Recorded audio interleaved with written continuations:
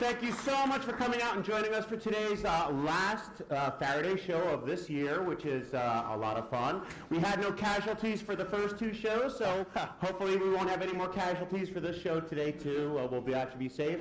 My name is Dave Maiulo. I basically have been working here for 33 years, building and designing and helping the professors use all this great equipment that you see behind me right here. Really, we want to show people physics in those classes. And some of you came back, who saw some of the physics in the classes from before, but now we bring it to the public, and thank you so much for joining us. Before we get started, a couple things. Does everybody have a pair of these? Yeah. Fantastic. We'll hand them out when we get to it then, but try to make sure you have one now if you can. Also, we've been doing this show now in Manhattan for over 4 years. I've done over 620 shows myself. So if you want to come join us in Manhattan sometime as an off-Broadway thing, come and join us there. Yeah. Thank you. That's a lot of fun too, right? And does everybody have one of these? Yes. I'm hoping you do. What you have on here are not only our addresses, Mark's and myself, so you can tell us what you think, but there's a lot of the administrators who are at Rutgers on this list too. And basically what we want you to do is, most people when they actually go to something and they think everything was great, they don't want to say anything. But if they have a problem, that's when they actually tell people. Well, we want you to tell them only if you like what you see, okay? If you have a problem, we don't want to hear from you at all. Okay? No. Okay. We want to hear. We want to hear from you. Yeah. We want to hear about any problems. Now, did you have a lot of fun looking at all our stuff out here? Yeah. What about all those smart young people who are using all that equipment and showing you all those things, right? Come on, smart young people.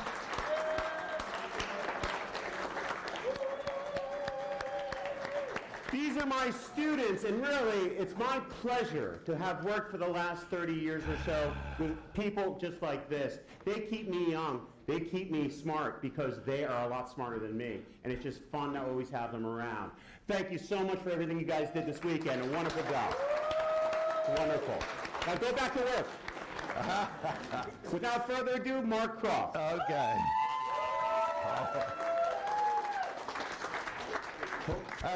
For you guys that have been here before, I'm the straight guy that they make fun of. They usually like to have a professor to make fun of, and that's the way the students like it too. I really want to thank you for coming year after year and giving us the joy of being able to pass along how much we love physics and love science, and I just can't thank you enough. Okay, so we're going to proceed with the lecture, and it goes a little bit like an introductory course in physics in terms of the ordering of the material. But of course, the demonstrations we'll do, sometimes the ones they really like are the ones that embarrass the professor, and then, or hopefully humiliate and even hospitalize. That's the trifecta. But I think I'll be just fine. Okay, the first of the demonstrations is Newton's first law. For every that an object at rest tends to stay at rest, and there'll be another part after that. The classic example of this is, of course, my lying on the sofa at home, and my wife says, well, an object at rest tends to stay at rest. Now, here I have, of course, my wife's finest china and flowers from her garden, and with a little bit of luck, I won't have to go back and tell her I've broken her china, because the law of inertia will keep these guys at rest when I pull this out. Okay, that's the objects at rest tend to stay at rest. Well, there's another part to that law, and that's objects in motion tend to stay in motion. In uniform motion, that means constant speed in a straight line. Actually, the ancients had a problem with this, because the ancients, like my wife, figured to keep something moving, you got to keep pushing it. It keeps on moving. If you don't keep pushing, it doesn't move anymore. But fortunately, Newton and his collaborators realized that if you can take away friction, an object set into motion stays in constant uniform motion until it's acted upon by an outside force, a push or a pull. Okay, but it's very easy for us now. So that's the law of inertia. Things like to stay as they were. Now, the next of Newton's laws is F equals ma, force equals mass times acceleration. Acceleration is just the deviation, how you change from uniform motion. So the speed has to change, the velocity has to change. And it differs from one piece of matter to another, more mass, less change. So here's a very light object, and if I hit it, it goes shooting off quite rapidly. I'll try not to hit your knee on the next one. Let's move over here a little bit. This is a little heavier, so I exert a force on it, and it won't move as quickly as it goes flying off. Now this third one, this brick is made out of lead. And so it's so heavy, in fact, that when I try to exert a force on it, it hardly moves at all. In fact, its inertia is so large, I can even put it on my hand and beat on my hand, and it doesn't hurt at all.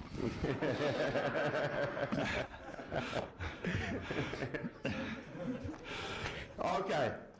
Now these are buzz magnets or snake egg magnets, I believe you can buy on the internet. These are nice magnets, they're nice and safe. Sometimes later we'll use neodymium iron boron magnets. Those are extremely dangerous potentially, so watch out for them. These guys are okay. You can do little tricks with them. But Newton knew about magnets, he knew about lodestone. And so the really neat thing that you learn from that, and even as a child, you can have a child play with this, they learn one of the most fundamental things. All the other stuff we had to push on it, physically touch it to exert a force. But now when I bring this guy in here like this, they pull at each other over a distance. So action at a distance is the really, really magical thing that occurs here, that Newton knew because of magnetism, and then he could extrapolate that to the force of gravity between the moon and the earth and all the planets. Now this one I just have here for the fun of it. These are the 5 regular solids, and these are all the solids that you can make. Ooh. Well, it may or may not work now. Actually, Kepler tried to explain all the planetary motion with this.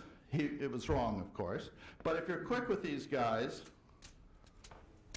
you can assemble a dodecahedron quite quickly. And so these are also nice for kids because the magnets are nice, safely encapsulated in here, and they can learn action at a distance even before they're able to say the words. Okay, so force is equal to mass times acceleration. We heard that one just before. And what's this? Our bowling ball. Our bowling ball's big and massive. Yeah, they are. They're nice and heavy, right? What's that bowling ball attached to? That's a string. Is that a big heavy rope? No, that's just a light little string, right? And really, if there's anything you get out of our show at all, it really is that human beings are scientists all the time. We really are. We do science in our heads all the time. We look at things and we say, well, that's how things work. So as scientists, I want you to tell me, can I pick up that heavy bowling ball with a light little string? Yes. Do you hear different answers? Yeah. And you know that building that's right next door with all those physicists hanging out in those offices, they argue all the time too. They do. But what do they do to find out what's really going to happen? Try things, right? That's how you really learn in life. You try things. Do the experiment. So if I move slowly, I can move that bowling ball right off the table like that, just like that. Now, am I moving the bowling ball fast? No, I'm not at all. And I don't want you to do this right now, but after our show you go, hey Siri, what's a jerk? Really? Because a jerk is actually a physics term. It actually means a change in acceleration. Look it up. I'm not lying. And if I'm the jerk up here and I pull really hard on the string, what's going to happen to the string? And you kind of know this because as scientists you've seen similar things in your lives. So think about it that way, all right? But think about the physics. If force is equal to mass times acceleration, the more the acceleration, the more the force on that string, till it can't take it anymore. 3, 2, 1, and it breaks every time. But let me ask, when do you do this experiment? Never. Oh, no. Because this right here is the exact same experiment. Let me introduce you to toilet paper. When you want some squares, how do you pull it? Slowly. You get enough squares, what do? It's the same experiment. Do I really have to explain this one? Oh boy, I'm a little worried about the audience. Now, there is a third law of motion, and that third law of motion tells me this. For every action, we have an equal and opposite reaction. And I can actually do this. I can take my two hands, I can press them together really hard with lots of force. You don't see anything moving there, right? There's just lots of force both ways. And we have this really pretty red cart right here, and here's what I can do to that pretty red cart. I can go ahead and push on the surface really hard. But the cart just pushes equally back on me, holding me up. Force down, force up. Again, there's no motion. But Mark has an example of this law in motion. Okay. This is the force, for every force there's an equal and opposite reaction force. And usually this is the way of attacking big problems by breaking them down by pairs. And so this is a really powerful concept, actually. So I have to create a system. Where are you getting these strong balloons from? They get stronger every year. Now I have a system that consists of two parts, air on the inside and the elastic balloon on the outside. So if I let go of this, the balloon pushes the air in one direction and the air pushes the balloon in the other direction. Force, reaction force, and you can see this one go. Just like that. But that's not so exciting. Let's try the exact same experiment with this. What's this? A fire extinguisher filled with lots and lots of CO2 under very, very high pressure. There's lots of force in that fire extinguisher. I'm going to take all the force in that fire extinguisher and I'm going to hit that sail right there with all that force. Now, as scientists, I want you to tell me, what direction does my cart then move it? That way, right? I see hands going everywhere. Remember, there's no grading here today, all right? It's not even pass-fail. You can say anything you want. No one is going to judge you. So let's do a physics survey. Who says I go that way? Be brave. Who says I go that way? Fantastic. Who thinks I'm headed this way? What do you mean? Who knows I'm going that way? Sooner or later, not today. By the way, this is one of those extremely loud noises in our show, so if you're scared of loud noises, especially you here in front, you may want to cover your ears, all right? And it's just like a grenade, you actually pull the pin. All right, let's see what direction I go in. 3, 2, 1. Which way did I go? Nowhere. The only thing that happens is your butt gets really cold. That's it. It goes right down your pants. Now why? You saw and heard how much force I put on that sail, but there was no actual motion. But of course there wasn't. You do not push on yourself and go into motion. That's not how this law and rule works, right? In fact, if I was on a skateboard, how do I get the skateboard to move? You push on the ground. Push on someone standing next to you. You don't just push on yourself. Hey, do rockets have sails? No, rockets don't have sails. And what do we do to this rocket cart to really make it a rocket cart? Because what we have right here is our astronaut. Osiel's just pulled the sail out. He's now going to stand directly behind that cart with Mark as our astronaut. What direction is Mark now going to go? That way, right? It's obvious which way a rocket goes. You see a rocket, you know exactly which way it's headed. But let me ask you this. Does Osiel have to be there with that sail for Mark to go forward? No, there's nobody in outer space standing behind rockets. It's a lousy job to have, right? But Osiel's up for this challenge. Let's see what direction we get. Let's see some rocket motion in action. I become the balloon in this one. Whoa! Woo! Now, you have to realize this became part of our repertoire about 30 or 40 years ago when I was a much younger man. And this is the way we used to do it back then. Why don't you hit it? That's a 50-pound fire extinguisher, and I'm on racing skates. Thank you. And I have to work up my courage.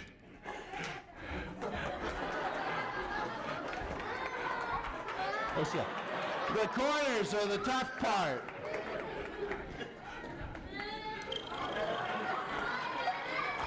Stopping is hard too.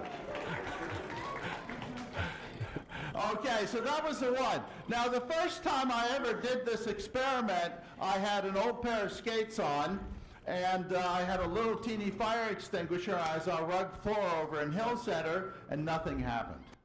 And I got so angry, I came back the next time with a new pair of racing skates, a 50-pound fire extinguisher, but there was still the rug floor. And you know how you can plot common sense versus time. You're born, it gets better. Teenagers, maybe it goes over here like this for a little while, but then it goes dead zero because I got up on a table. You notice in the first one, I blew it between my legs to push on my center of mass so that I wouldn't rotate. I learned that bit of physics because I held it like this the first time, and let's show them what happens. It sets you into rotation, so I blew myself rotating and translating off that table and learned a lot of physics in midair. No.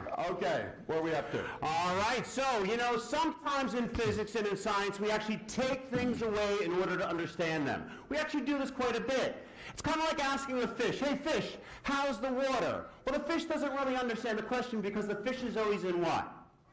The water. So it's a weird question to the fish. And if I go up to you and I say, how heavy is the air pressing down on your body right now? You look at me and you say, I don't feel anything. Because we're always in what? The air pressure. So we're going to take all the air out to show you how much air pressure is on your bodies right now. No, not from the whole room. Just from this long tube right here. I've now pulled out all the air from this long tube right here. Now, what I have on one side of this very long tube, right inside there, is a ping pong ball. Ping pong ball is what? A very light and fluffy piece of plastic, hardly any mass. What do I have over here on the other side of this long tube? What are these? Soda cans. Soda cans are made of what? Metal, right? A little more solid than this ping pong ball. But here's what I'm going to do.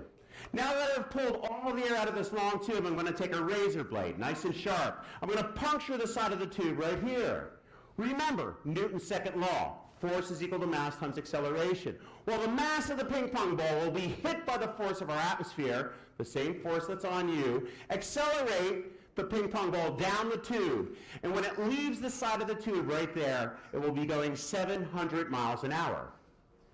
Yeah, that's how much force is on you from air all the time. It can throw a ping pong ball to 700 miles an hour. But what's right here? What's going to happen to the cans? I say we find out. By the way, two things about this. One, it's actually an extremely loud noise. So if you're scared of loud noises, cover your ears. Two, I dare you to see the ping pong ball move through the tube. It happens that fast, okay? So see if you can see it. 3, 2, 1. Anybody see it? I say we find out the results of our experiment. Did you see it? Those are good eyes. Those are good eyes. This is soda can number 1. Ripped apart by what? The ping pong ball. This is soda can number 2. Also a hole right through it by what? A ping pong ball. Pushed by what?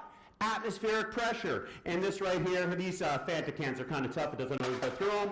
But, hey, I don't think we're playing ping pong anytime soon. So there you go. All right? Force is equal to mass times acceleration. One sec. The push acted the entire length of the tube. So you push over a long distance, and that gives you a change in the speed, okay, or the energy of motion of the particle. We'll talk about energy later on. But a force pushing over a distance is what ends up giving you the energy of motion. Okay, now for a little while we're going to talk. We've talked about things moving in straight lines. And now we're going to move to the next most simple case, things moving in circles. And I like this particular rope and pumpkin because, I can't push on it, I can't do this, I can't do this. All I can do is pull straight towards my hand. So then I can wiggle my hand a little bit to set this thing in motion, and I can swing it into a circle. Now the way I'm keeping it in motion is by pulling towards the center, okay, all the time. And if I let go, if that center-seeking force disappears, it becomes a David and Goliath type slingshot, and hopefully, everybody watch out over there. Okay. It moves off in a straight line, tangential to the circle. All right? But I'm always pulling towards the center. That's force, mass, and acceleration there too. And what I have is a wine glass right here that I'm filling up with the champagne. And now what I'm going to do is take a very, very flat tray and put the wine glass on the very center of the flat tray. And then I'm going to give this to Mark. Because Mark right now is going to show you that this works, that central force works. You know ready, why, Mark? You know why they like me to do this? Because I'm not very good at it. I should be able to swing this overhead and not get wet. All right, well, let's see if I can do it. This is a good reason not to sit in the front row. There you go. You okay? Here. Yeah, make Only one problem. I got it. I don't know how to stop.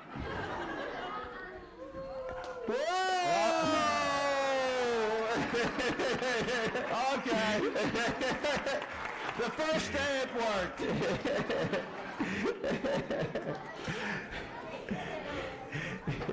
I told you I didn't know how to stop. Well, that's all right.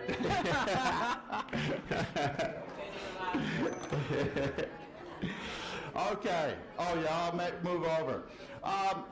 Now, I talked about energy a little bit earlier, and if I have an object, if I was to throw it with a lacrosse stick and throw it very hard, I would push for a certain distance and give it a big energy of motion.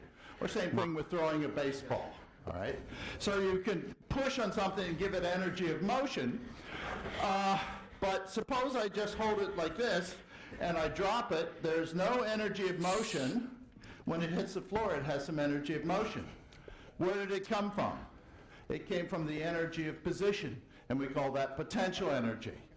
And if you want to give it more potential energy and let go of it, the pull of gravity will give it more energy of motion when it hits the floor, and it bounces up higher, and so achieves a higher velocity. This is this concept of energy. Instead of thinking about the pushes at any one particular time, you look at the cumulative effect for having pushed for a while, and it gains energy of motion. And there's a couple examples of that we'll do here. Oh, okay, the swinging the thing around a circle. If you ever watch a lacrosse player and he's got a ball on the stick and somebody comes to take it away, he starts going like this. He's trying to pin the ball into the stick by swinging it in a circle, as I was unsuccessful with. Okay, now, a pendulum is a very good way of illustrating energy of motion. Come on up. By the way, I have an artificial knee, and that's my good knee. So climbing a ladder's not so easy anymore. Okay, this now has energy of position, potential energy. If I let go of it, it'll swing down and have energy of motion. And if you see, there's a cinder block that you can see on the screen there, and that energy of motion can turn into energy of destruction. So there's really a great deal of energy of motion that goes into that object. Now, the next thing I do, as my students always like, is I take the place of the cinder block. Oh, yeah. I hold it up here with this to my nose, and I let go, and then it's going to swing over and come back. But the thing about energy is the sum total is always the same. It can be divided between potential and energy of motion, but the sum of the two always stays the same. So if it ever gets back to this high potential energy, it shouldn't be moving, and it won't smash my nose against my face. I'm utterly confident of that. I'm always utterly confident of that until it gets right close to my nose. So energy is indeed conserved.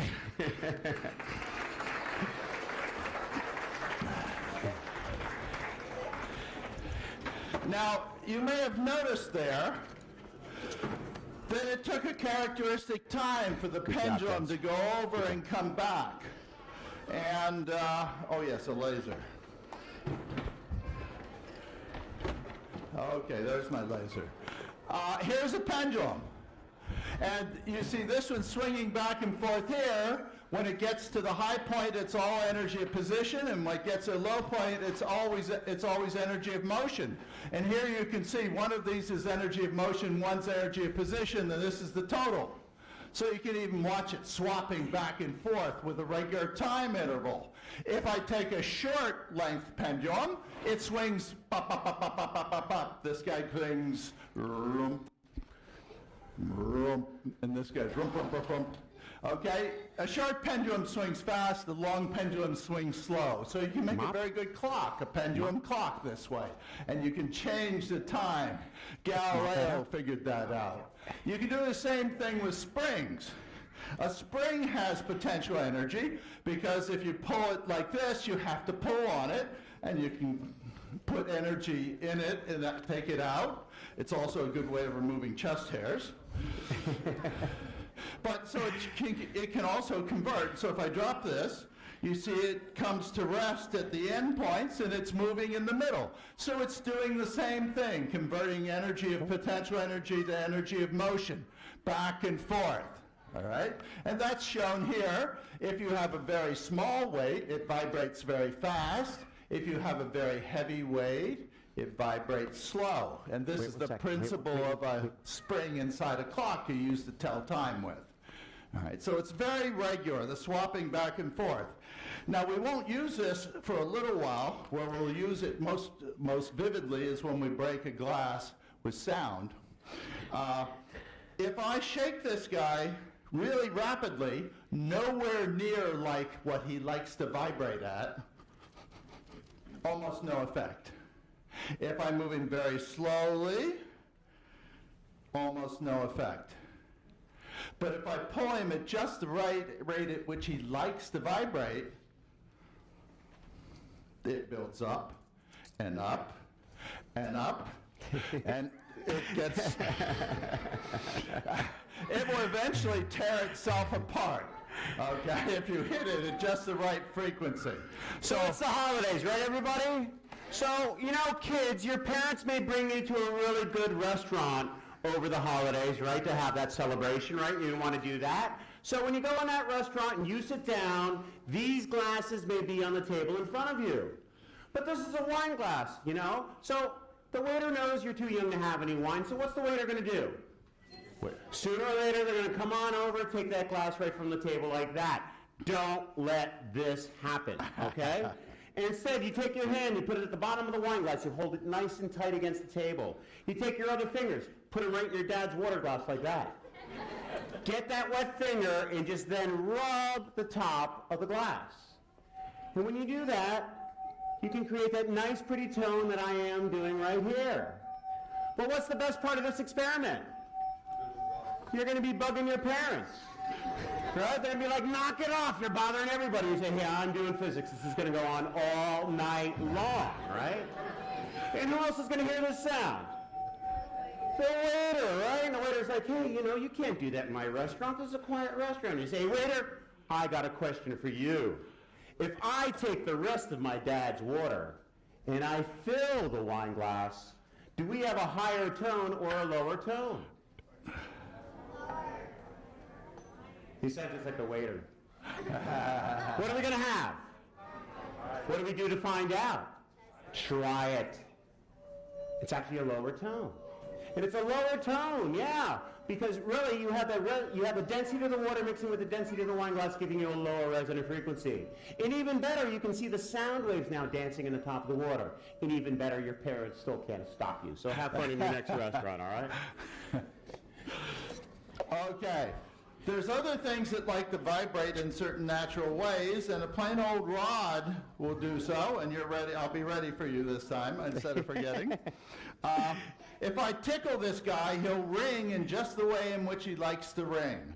And so I've got rosin on my fingers from for a bowstring for a violin.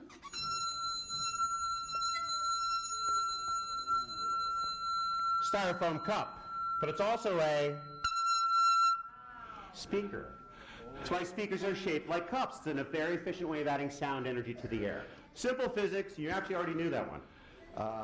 So if I do it again, I want you to listen to the tone.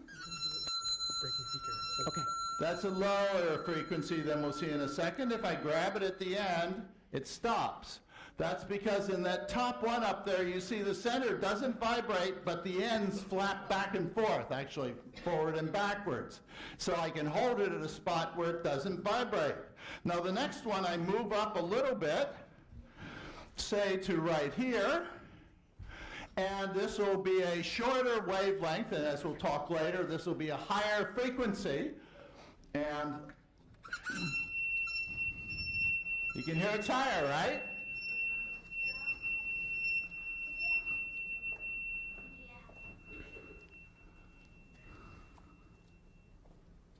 Okay. I started off holding it where it didn't vibrate here, a node we call it. I moved my fingers over here where it's not vibrating and it survived. But when I grabbed it in the middle, it has to have a maximum of vibration there in order to make the sound. And I killed it right away. This is the only musical instrument I can play. So we took a wine glass over there, and I kind of tickled it a little bit with my finger, my wet finger, and it rang for us. But here I have a beaker that I can ring with sound. I'm not touching the beaker, but I'm putting the same resonant frequency into that beaker that the beaker likes to shake at. And it's actually ringing. But do you see anything happen there on the camera? No, you really shouldn't just believe what I say. You really shouldn't just believe what anyone says, to tell you the truth. You should ask for proof of things, right? So here's what we can do. I can turn off that light. I can turn all these lights off in the room. And now what I'm going to do is I'm going to turn on a strobe light. And now I'm going to do the same thing. Because we should see that that beaker's shaking quite violently. What happens if I give that beaker too much of that sound energy? Would you like to see that? You're all good physicists. 3, 2, 1. Breaks every time. Sound energy is actually very, very powerful. So there you go. It actually breaks every time because we've got Dave doing the fine tuning on the frequency. You have to hit it with just the right resonant frequency, and that takes a fine adjustment. Okay. So now we're going to talk about traveling waves, and what we're going to use is this right here. And watch out, it's a little wet right there for you. Okay. But that's your fault, so that's okay. I'm batting 333. I got one drink of champagne between three shows. What we got right here is a great big long rope slinky, right? Now rope slinky is what? Just a big spring, right? And I'm pulling on it right here, and we're going to pretend Mark is just a brick wall, which is pretty easy to do. And what I'm going to now do is I'm going to give this rope slinky a karate chop. And you'll note that we have a wave propagate across that rope slinky. All that energy of my karate chop makes that wave go back and forth across there like that. So that's a propagating wave we have inside this. We'll talk more about waves in a little bit too, but we're going to now use a whole other device that I have right here. What is this right here? A trash can. That's a trash can. This is our most expensive demonstration. All right? What it has on one side is this. What's this? A hole. What's it have over here? Big rubber sheet, right? More than anything else, this trash can is like a big drum. Here's what I can do to my big drum, the trash can. I can push on the bottom, and some of you here may feel something. Okay? Just like that. And I'm not calling any one of you liars. You're not liars, okay? That's not what this is about. You there and back, did you feel anything? And if they turned around right now and they said, look, I know you didn't see or feel anything, but just believe me, okay? I felt something. Just believe what I say. Do you necessarily have to believe what they say? No, that's not how science is done, and I don't think that's really how life should be done either. You really want proof of things, right? So here's what we can do. OCL right here, he's got a candle. And a lot of times in science, we actually see action at a distance, especially in astronomy. Hey, you can't go out there all the time, right? So you see what's going on, and you can kind of infer a whole lot of physics. So he's going to light our candle. Thank you, OCL. And well, here's what I can do. I can blow the candle out. So now you all know that something's happening, but you still don't see exactly what's going on in our garbage can. So here's what we're now going to do. I'm going to go ahead and fill this garbage can with a little theatrical fog. Now, theatrical fog is this glycerin that we heat up They put glycerin in all your food, they just don't tell you, so don't worry about this. But what I'm going to do now was happening every single time I hit this garbage can. You just didn't see it. And this to me is one of the reasons why science is so much fun. What is that? A smoke ring, right? Just like that. And now I can aim it. Like that. We're up to there, to Joseph, up in our booth there. Do you want to build one now? Yeah, you go home, you be the good scientist. It's really expensive. Now, what's that shape in front? A circle, right? What's that shape right there? Oh boy. So if we take the square, we put it right here on the front of that garbage can, scientists, what are we going to see now? Squircles. Hearts.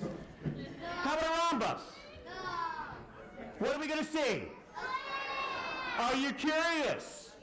Human beings should be curious. That's what we're really good at, right? So let's go ahead and put a little more fog in our garbage can. Let's see if this guy's up. Yep, he's still going up. What are we going to see? Place your bets, win some money from your neighbors. Because the only stable shape is the smoke ring. Smoke squares, they're kind of like unicorns. You want them to be real, but they don't exist. Sometimes in life and in science, things really don't exist. Now, why do we only get that smoke ring and not the smoke square? You actually already know why. You ever blow yourself a soap bubble? What shape floats away? Circle, the sphere. You ever see a cube float away? And you're not going to either, because there the forces aren't balanced. In science, in physics, in nature, forces need to balance. In fact, volcanoes in nature, they shoot smoke rings all the time. They are not perfect circles. Now, does anybody here know what gravitation waves are all about? No. Anybody? No. What are gravitation waves all about? Exactly, vibrations in space-time. Do you know what they look like? Circle. Oh, I'm going to show you what they look like. Because we were playing around in the lab. And here's what we did. We made this shape for our cannon. I'm going to put this shape now on the front of the cannon. And now what I'm going to do is put a little more fog in here. Because what we discovered is that this actually propagates across our room just like a gravitational wave. Honestly. This is what gravitation waves actually look like. See that? We're now doing cosmology with a garbage can. Think about that. You see how it's going back and forth? That's what those gravitation waves look like. And this is kind of fun, isn't it? So go home and build one of these and amaze the neighbors, okay? Here's an actual simulation of what a gravity wave looks like, the way space-time distorts as a gravitational wave moves through it. You see it has a long axis and a short axis, and it oscillates back and forth. Right okay, there. so we're up to... we're going to do some waves. Okay, give me the... before we go on the waves, we're going to talk about special kinds of waves. Some of the things we've talked about, like that disturbance on the slinky, that was just a sort of a sudden displacement. And also, the smoke ring is a sudden displacement, not a regular. But there's a very special kind of wave that you guys are mostly familiar with, actually, in ocean waves and sound waves and light waves and many other things. And those are what we call, let's put, that's it. They look like this. They vibrate. We call this a sine wave, and this is the sort of the most stable thing you get when you first disturb something. If you drop a pebble in a pond, you see sine waves propagate out. They get smaller and smaller, but they basically take the shape of a sine wave. It doesn't matter if a person jumps in or you throw a rock in. They always disturbance propagates like a sine wave. And this wave shape has two characteristics. The distance in space between maximum, and here you can see it's quite long. And the rate of repetition is the other thing, how fast you're wiggling it. So this is wiggling slowly And the distance, the wavelength we call it, is long, and this is a low frequency. Over here, we're wiggling it fast, and you get a very short wavelength. This is true of all sine wave, simple harmonic wave motion. In sound, this would be like ooh, and this would be like ee. I know I have perfect pitch, right? Okay, so that's what we're going to be doing a lot of. Are we going to do this one next? Yes, we are. Okay, move this one up, and I'll just do this is going to happen fast, so you won't be able to see this. Hit it. Here's a wave, a sine wave traveling in, hitting a wall, being reflected. The blue is reflected, the red is going to the right. And what the two of them add up together. And when you add them up, you see this black wave results, and you see it always has maximums at the same spot, and it always has zeros at the same spot. This is a standing wave. And that's what we're going to look at in real life right here. Here is you can flip to the PowerPoint slide. If you vibrate it at very low frequency, there's a long wavelength, and the fundamental mode is, every child knows, is the jump rope mode. Okay, this is for jumping rope. And here it is, a big maximum in the middle, and essentially zeros on the end. Now we vibrate it a little faster, and the wavelength gets shorter, and you get something that looks like this, but that's just seeing it. This is proving it. Here's a zero right here, a maximum here, and a maximum here. So that's the theory. This is the actual observation. So now we crank it up to a little higher frequency, and you can see we have a zero here, and 1, 2, 3 maximums. And you were going to, how far can we go on this? More power, Scotty. Okay, beam me up. Beam you up. You can hear more energy. Smaller wave, more energy. There you go.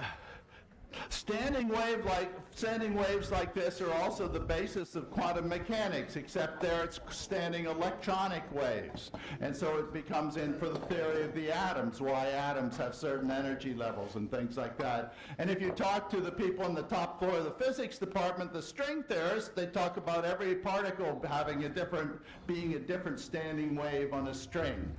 Okay, so it's really a very pervasive phenomenon. Now it's time to ask everybody here a really strange question. Let's see if you can answer this really kind of odd question, all right?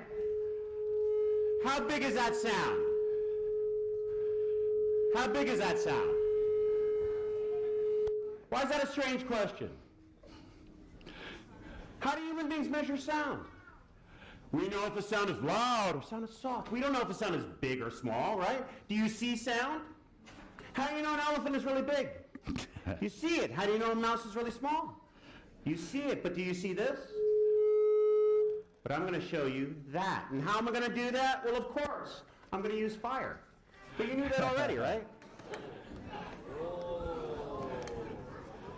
Because what I have now is a line of flame across the top of this tube. And that's where that sound was coming from. And now I'm going to make it a nice, even flame right across the top of that tube. And now what I'm going to do is put that sound back inside our tube. Because you then see the sound. That's that sound right there in that tube. And it looks just like our rope, doesn't it? Up and down and up and down and up and down. And it's rather pretty, isn't it? Yeah, this is fun. You now know just how large that sound is from that waveform on top of the tube. And that's kind of neat, right? But what if I go higher in tone, higher in frequency? What happens to the size of that sound? Stay the same? Does it get bigger? Does it get smaller? What do we do to find out? Try it. So there's our sound right now, and now I'm going to go a little bit higher. And that is actually going to be, come on you. I don't hear it. There you go. Oh, come on. I know you can do it. Smaller wave. I go lower, I know it's fun, isn't it? It's a bigger wave. So you can now see that the bass notes are really big waves. Those high notes, they're very small waves. And this is, like I say, this is kind of fun, right? But what if I go ahead and put a song in here instead? What might we see? All those dancing waves that we have in that song, right? And I realize you all have your favorite songs. I know that. And you know what? I'm not going to play any one of them. Instead, what I'm going to do is I'm going to play a song I think you really all know. And you say to me, no, well, we might not know this song. And I say, yeah, if you've ever been to a wedding, you know this song. Right? And now you can see all the waveforms in that flame tube of that song. And there's a lot of different waves, aren't there? Hey, this is fun stuff. This is how I play my stereo at home. What's wrong with this, right? Don't tell us in house insurance. This is really one of my favorite demonstrations of all time, showing you what you normally don't see, okay? I hope you enjoyed that one. There you go.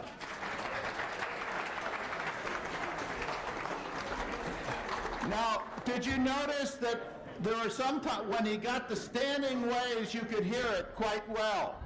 When there wasn't a standing wave on there, you couldn't hear it, but the sound was still in there. That's because the shape of this thing amplifies certain frequencies where the wavelength fits in. Of course, the organ pipe does the same thing in a church. Okay? The length of the organ pipe and the air, the amount of air that goes through. So what are we up to? We're going to shift gears. We're going to do a whole other part of physics, sinking and floating, or as we like to call it, density. Do we all know what water is?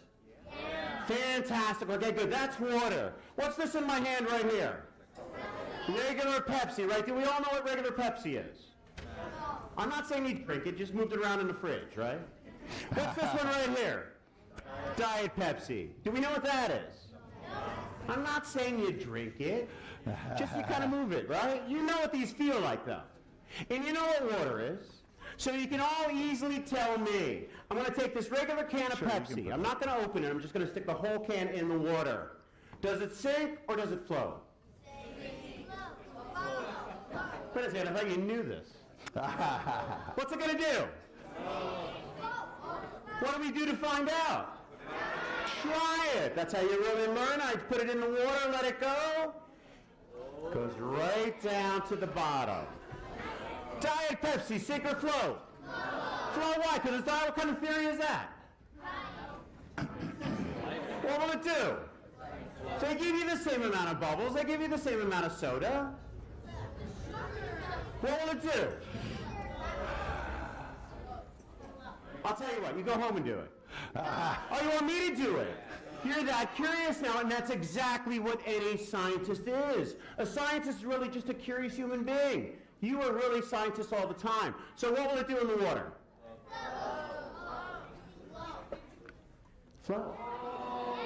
Now science isn't just about that experiment. Science then is about why. Why? What do they sweeten that soda at the bottom of the water bath with?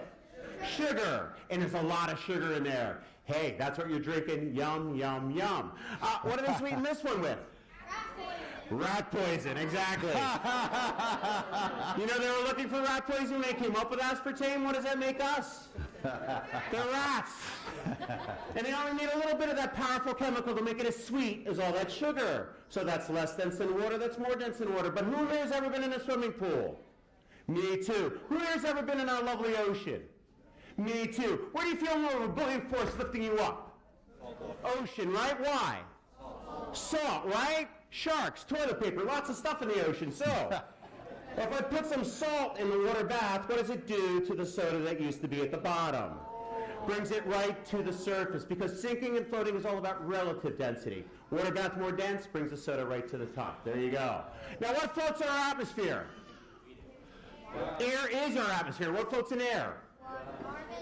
You got a birthday, what do they give you? A balloon. What kind of balloon? Helium, right? And we got a couple balloons over here. Bring them on over. We're going to do this one first. That's right. Yeah, let's do this. This is helium, right? Okay. That's for him. I get this one. And I'll take this. Okay. So Mark has some helium in a balloon. Mark's now going to breathe that helium. What's going to happen to Mark when he does that? You've done this before, right? I talk very normally. Now I talk like Donald Duck. Oh well, he always gets the one that eats deeper. So, Mark's gas, that helium gas, as many of us have found out in the past, it's less dense than air, right? So your voice goes higher, but here I have a gas that's actually more dense than air. So I'm going to breathe this gas.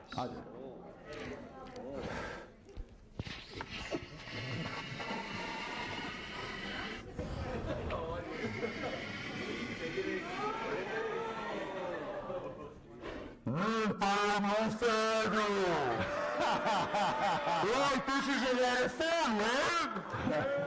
It brought my voice lower. As you can tell, it really changes things. This is my radio voice, yeah. And the hardest part about this is getting this stuff out of my lungs. Because it does take a little bit of a while. We have to turn him upside down and shake him. Right there. Now we just saw that helium's less dense and affected our voice, so right now we have this helium balloon right here, this blue balloon. You know what we're going to do to that blue balloon? We're going to pop it, yeah. We're going to pop it. Mark's got a match right there on that stick, so he's going to pop it. You know what? Here's what happens to that helium when it leaves the balloon.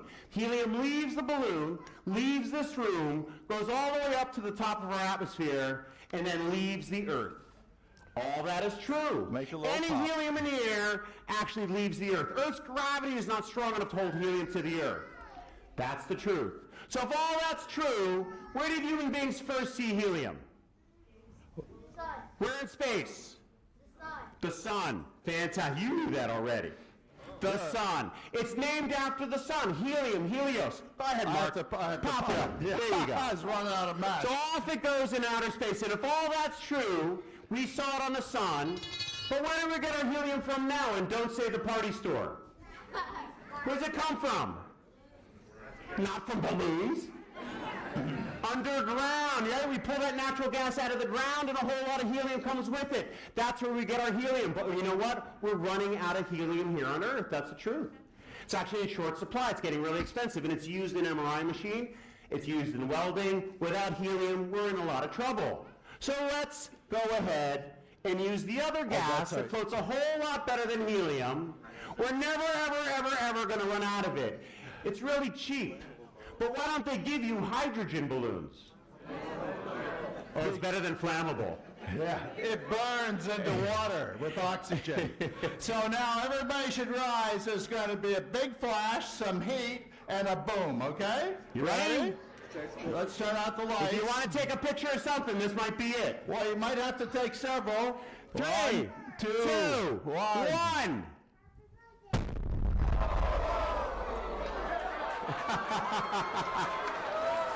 Oh. Hey, what kind of balloon are you going to ask for? Helium, right? Maybe you should take her out. Maybe she needs to go out to calm down.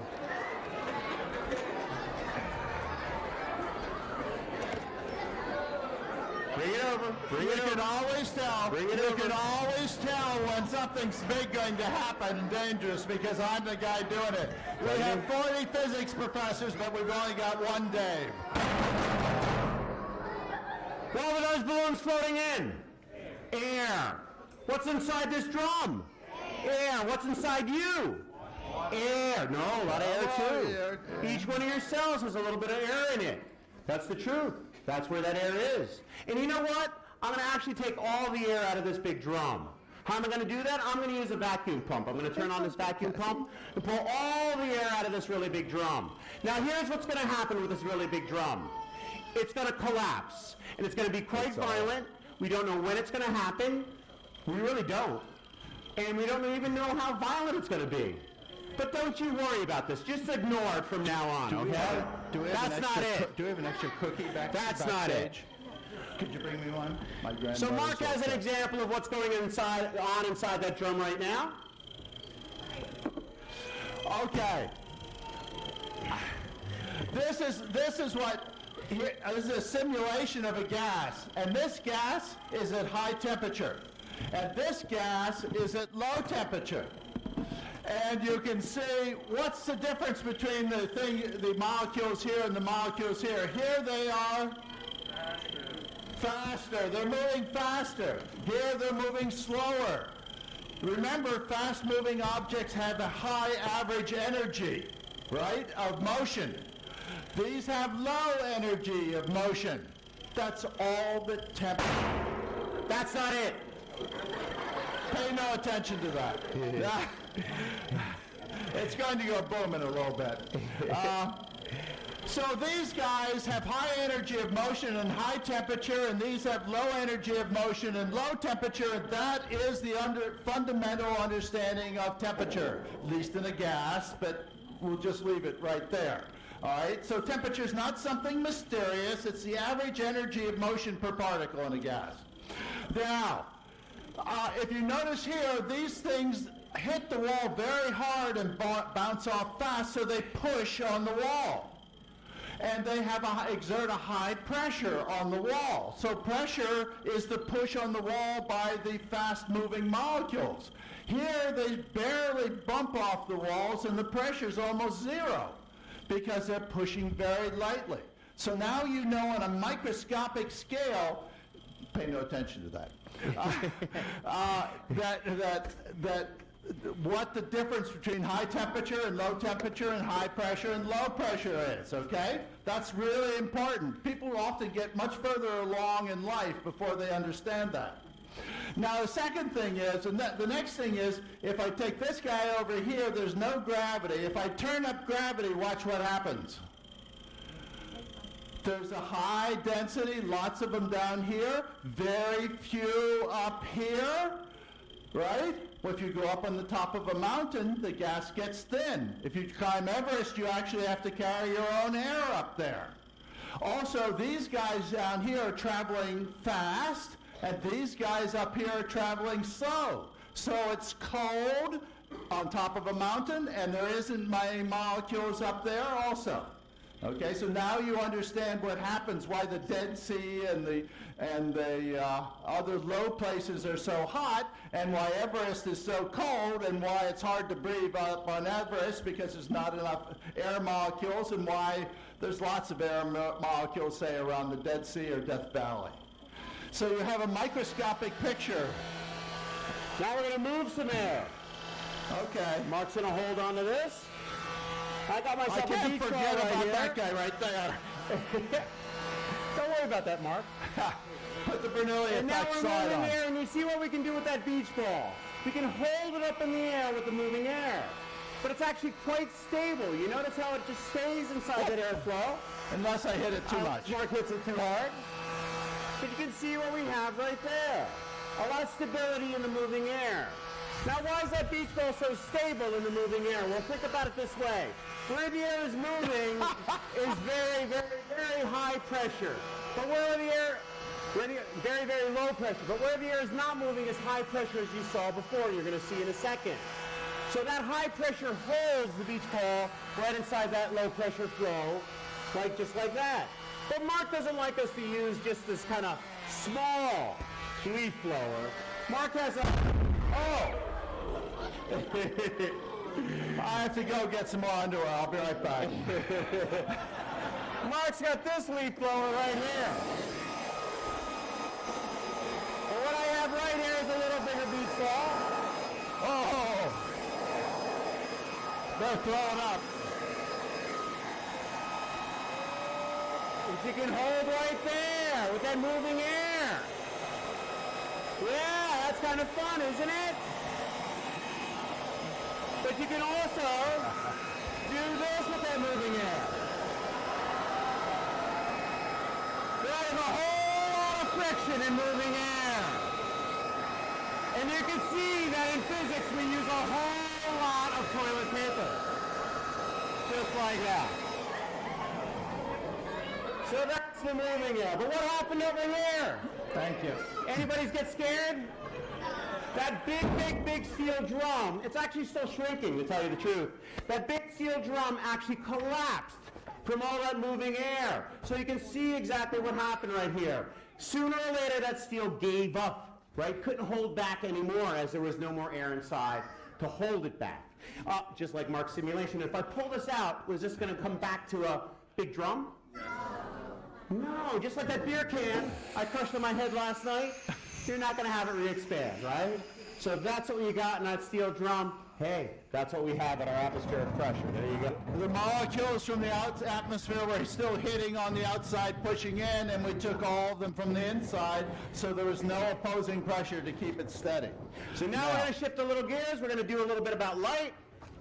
And first thing we're going to do is some ultraviolet light, and also some reflection and refraction. Yes. The bending of light, is this the ultraviolet or the? No, it's the green, okay.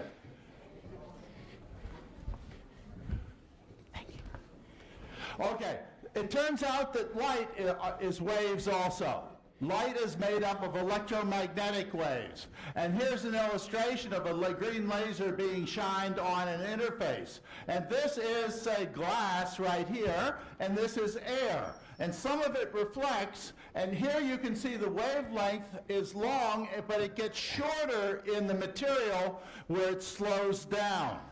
And also, I want you to notice that this guy bends right here as it enters. Okay? They call that refraction. And I can illustrate this, and this is one of my favorite things because I dumpster dove for this many, many, many years ago. The particle physics people were throwing it away. Mark spends lots of time in dumpsters. Yeah, I keep my eye on dumpsters. And here you can see it comes in at an angle over here, and it changes its angle when it goes into the medium. And let me rotate this. I have to make sure that I keep track of all the reflected beams. So you can see how it changes angle when it goes into the interior medium of the material. Now there's another one right here that I can do, and that is I can come in from inside, and if I hit the top right here, you notice here's some reflection off this surface. This surface right here on the top, this is what we call total internal reflection. You see how it just hits and nothing comes out on top? This is the basis of the optical fibers that you use to carry your computer signals. Okay, total internal reflection. It turns out that you can also use this for doing diagnostic procedures into small places that you can't get into otherwise. And I used to have my initial exam like that. They didn't have this, and I was never so happy for total internal reflection in my life. If you're young, you don't worry about that. Here is ultraviolet. And you see, this is why the particle physicists like this, because a charged particle would go through here, and it would make it glow, and you'd get a little track, and they would record those tracks and figure out where the particle was coming from and how much energy it had. And now this one is, so it's sensitive to violet light. Here's some violet light. You see it gets absorbed quite quickly. And now, here's, this is nice. This is a phosphorescent material. That means that you can draw on it with ultraviolet light, with violet light. Let's put some horns on it up here. I'll be Dave. That'd be me. But you can do whatever you want. This one over here, you can write on also, and now you have to open it with the eye. And you see that it is a glow-in-the-dark toilet seat. As you get to be older and older like me, you learn to appreciate these things. You want to show them the green on that too? Oh yeah, now this is very important. Here I can write on it. Pens don't work very well as lasers. I can write on it with violet light, but if I use green light, nothing happens. Okay? It's only the violet light that works. The violet is the high energy light.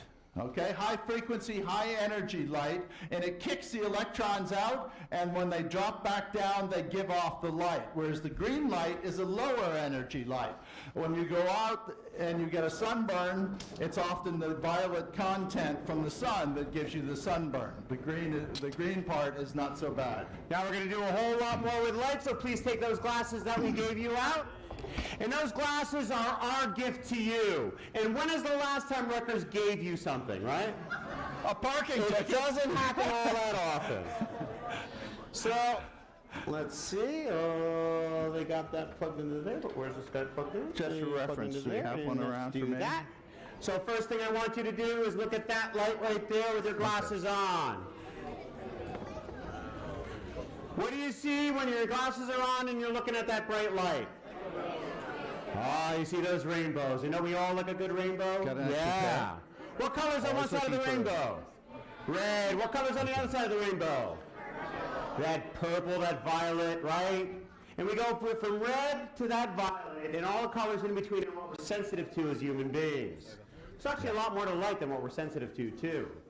And here's what we can do.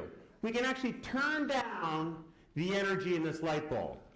With your glasses on, what colors slowly disappear first? The purple, the more energetic part of that light. I go all the way down to here. What colors are left? They're red and green. We've actually kind of shifted the peak of this rainbow into the infrared, to tell you the truth. It's still really bright. That's still 1,000 degrees, you know. But when I turn it all the way back up, you can see it's actually, that whole rainbow appears. And we actually now know from the rainbow you see that that filament is 3,000 degrees. We know, you see a rainbow after a thunderstorm? That tells us that our sun, the surface of our sun, is 5,000 degrees. In physics, we tell temperature with rainbows. So the astronomers can look at any star in our whole sky at night. They know exactly the temperature of the surface of that star using the glasses that are on your face right now. Simple physics, you're doing it right now. Now, I want you to have lots of fun with those glasses, because those glasses really are a lot of fun. So what we're going to do is we're going to look at this light right here. What do you see when you look at that light right there?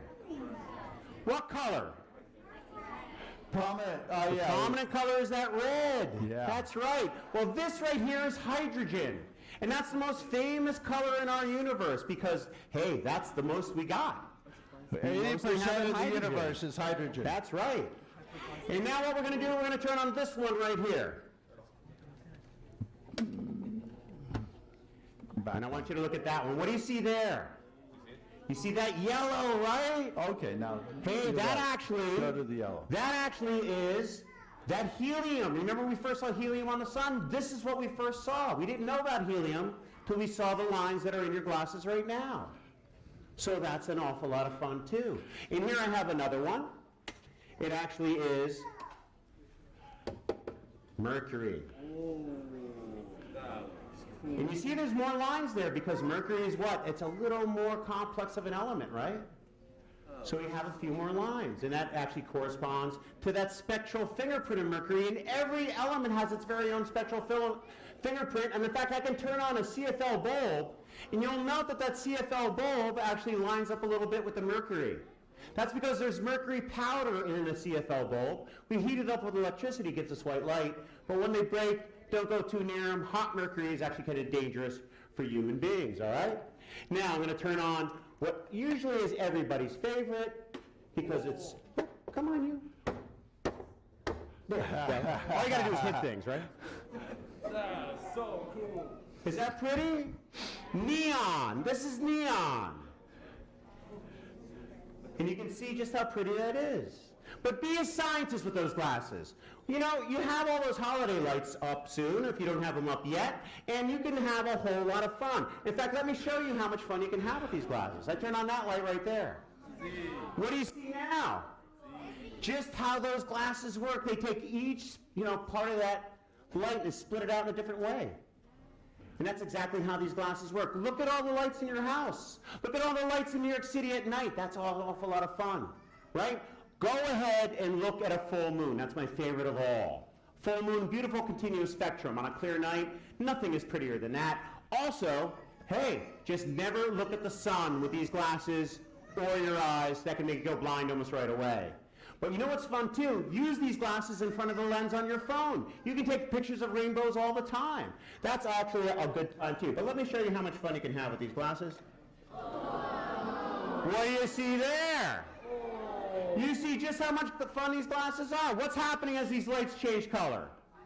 You see color mixing in action. Yeah. Be a scientist with those glasses. Don't just let us give them to you and then you go home, throw them away. Look at all the lights that you have. It's a lot of fun, okay? Just like that. Just like that. So Mark's going to talk a little bit more about this over here. Okay, the Orion constellation.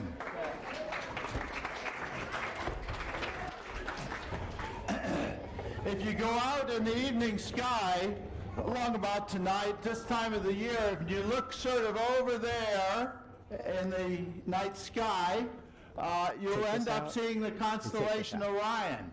And the Orion constellation you can recognize with the 3 belt stars right here, and there are pointer stars to the brightest star in the sky, Sirius. And if you ever say something to somebody and they say, "Are you Sirius?" you can say, "No, Sirius is the brightest star in the sky." All right. Yeah, a bad sense of humor is also a qualification sometimes for a scientist. Okay, now if we look here below, if we look up here in the upper hand of Orion, where he's got his upper arm extended, that guy is distinctly red. And that guy is the red giant star Betelgeuse. Okay? And his spectrum looks like this. Lots of red, just a little bit, but lots of red. If you look at the belt stars or these other stars, they're 11,000 degrees Kelvin, and they're almost all blue. As a matter of fact, they even go into the ultraviolet. The temperature of Betelgeuse, we can tell, is 3,200 degrees Kelvin, okay? So you can actually see the temperature of different stars in the sky. And if you look at this region in the sky, there's a glowing gas cloud there. And that glowing gas cloud has a spectrum that looks like that. And what is that? Red for? No, that is a very good guess, but not right. The right answer is hydrogen. It's a glowing gas cloud of hydrogen, and there's new stars that are being born in the Orion Nebula that are lighting up the hydrogen cloud out of which they're being born. And so we see a glowing hydrogen spectrum right there. And let me show you what else we can do with light, because what I'm going to do is show you what you look like in that wavelength of light you usually can't see. Because this is you in infrared. Yeah, when's the last time you saw yourself in infrared? And you know what? You are one hot audience. Because this is really telling us your temperature. It really is, yeah. Here you go. It's a measure of temperature. This is infrared light. That's it. You're always glowing like this. You don't know it because you can't see in the infrared. Now Mark's got an object right there. What is that object that Mark has? A black plastic trash bag. Can you see Mark through the black plastic trash bag? No, you can't. But let me put this camera on Mark. And notice you can still see Mark. He's even sticking his tongue out. Infrared light doesn't work like regular light. It's right next to it, but it doesn't work the same. Here we have another object. It's a sign, and it says "That Physics Show," and it's made out of acrylic. Can you see Mark through the sign? Yes. Right? Mark, hold the sign up, show them. Right? You can see Mark through the sign. But what I'm going to do is now put this on you, and you know what? Yeah, infrared light does not go through glass or plexiglass. But again, you knew this physics already. You go to the beach, you park your car, you go off to the water. You come back 5 or 6 hours later. How hot is your car? Really hot, right? No one wants to get in at all, right? Well, the visible light gets in and out of the windows. We know that. Heats up the interior of the car, tries to leave as infrared, can't get out of the glass. Your car quickly gets to 200 degrees. Simple physics that you already knew. There you go. So now Mark's going to do a whole lot more with some temperature right here. Oh, yes. Because what we have here is our atmosphere. But it's our atmosphere at minus 300 degrees. That makes it a liquid. This is liquid nitrogen. It's very cold. I've been running in the low temperature physics business for at least 50 years. I know how close to get to it and how not to get close to get to it, but so you have to stay pretty far away from it. But I'll stay within parameters here. Here, I'll put a glove on just to take this out. Here we have some solid objects, soft solid objects, that have been cooled to liquid nitrogen temperature. What's that? That's broccoli.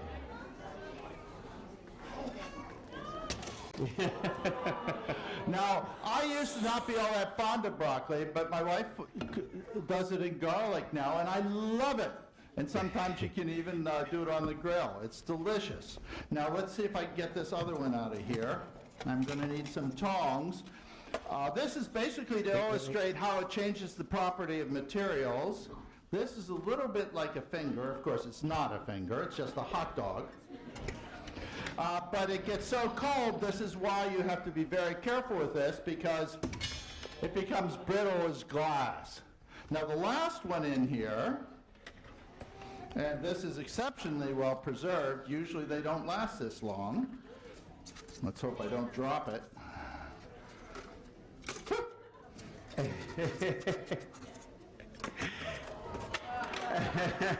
Oh, it's almost all right. So what is that? What's that? Banana split. A banana split. Okay, the last one that we'll do is a flower. Not the last one. No, well, the last thing that goes pop. We put a nice, delicate little flower here that's very scrunchable and very soft, and it turns as brittle as a glass flower. Think that should be enough? Yeah, we just... Okay, so it basically freezes the liquids inside these things, of the water constituents. Now, here I have a helium balloon. I guess this is me here. Let me move this over here. And this is actually one of my favorite physics-based demonstrations, because remember when we talked about fast-moving molecules being high temperature and slow-moving molecules being low temperature? And that when they're moving fast, they push out with high pressure. So I am now going to start rotating this in here, and the helium atoms are slowing down. It's getting colder and they're slowing down, so the pressure they exert on the walls becomes less and less, and so that the balloon starts to shrink. And as it shrinks more and more, eventually the same amount is in a smaller volume, so the density has increased, and it gets so dense that it no longer floats. Let's hope it's made it there now. Yes. And now they start warming up. As they start warming up, they re-expand, and it then floats again. Okay? So this is just like the simulation that I showed you. The molecules slow down, the pressure goes down, and then they speed back up. Right here, Mark. Ah. And that's This enough is for our liquid nitrogen cannon. It's got liquid nitrogen in there, and so it turns from a liquid to a gas, and that means it expands a whole lot. And if you cork it up, the pressure builds up, and it becomes a cannon. Okay. Let me try one over here.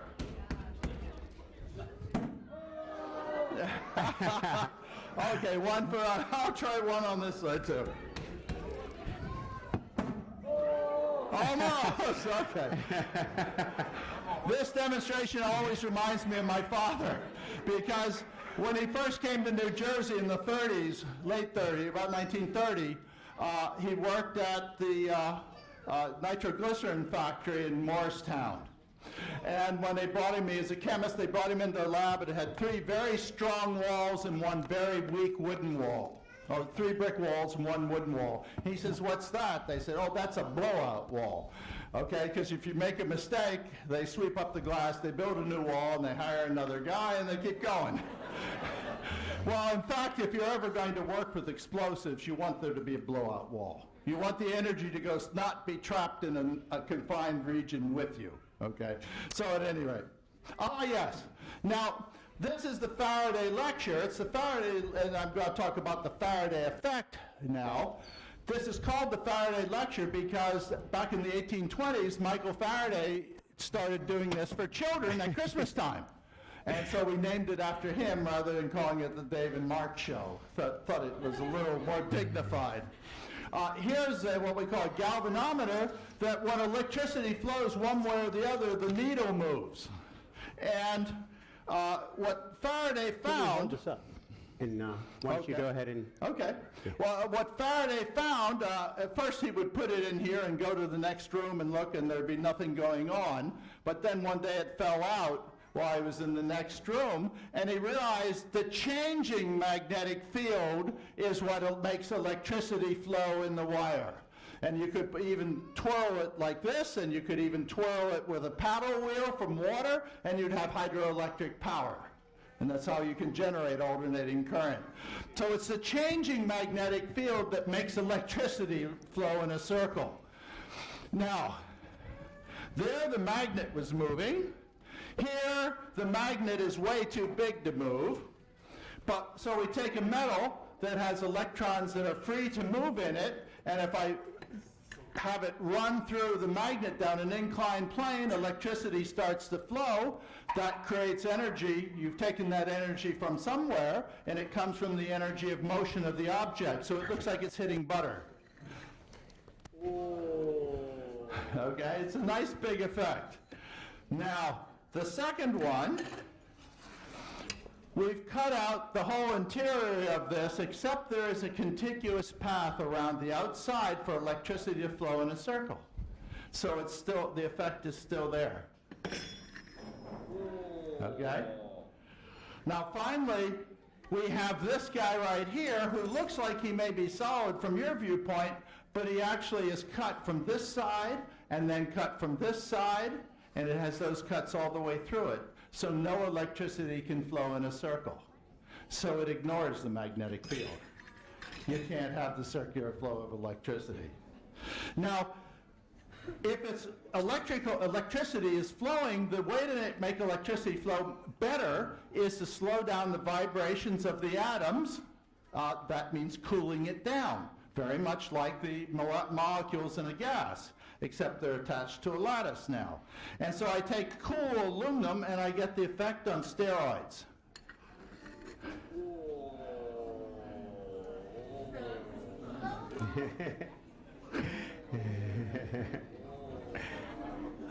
It moves just like Mark.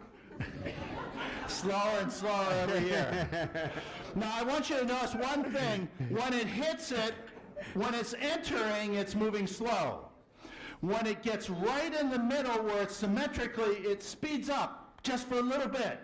And then it slows down again. So it really is the change in the magnetic field that matters. Here we moved the actual material, but we left the magnet in place. Well, here I have a very strong magnet, and here we have a copper tube.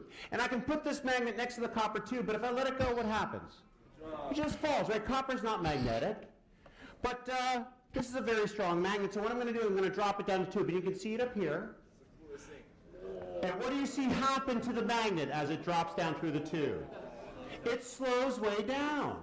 We're now creating those same eddy currents in the tube itself, which gives it an opposing magnetic field which pushes that magnet back, which is why we have it move so slow. You want to see it again? Yeah.